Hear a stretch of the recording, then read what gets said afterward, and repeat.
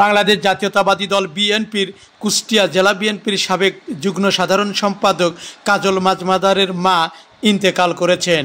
ইন্না লিল্লাহি ওয়া ইন্না ইলাইহি রাজিউন। মরহুমের জানাজার নামাজ রাত 10টায় কুষ্টিয়া কেন্দ্রীয় মসজিদে অনুষ্ঠিত হয়। উক্ত জানাজার নামাজে হাজার হাজার বিএনপি নেতাকর্মী উপস্থিত ছিলেন।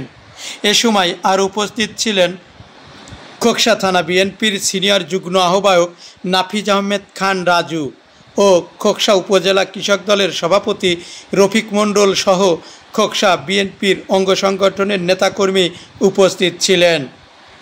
মরহুমের জানাজার নামাজ শেষে কুষ্টিয়া কেন্দ্রীয় গোরস্থানে দাফন সম্পূর্ণ করা হয়।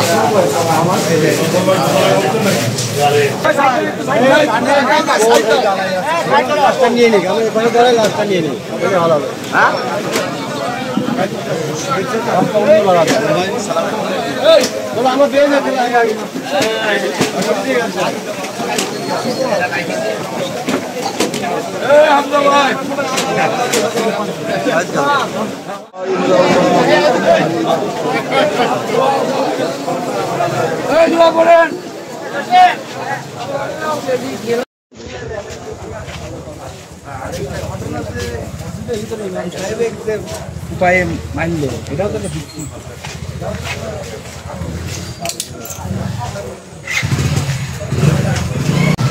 তো হবে না, না না হবে না।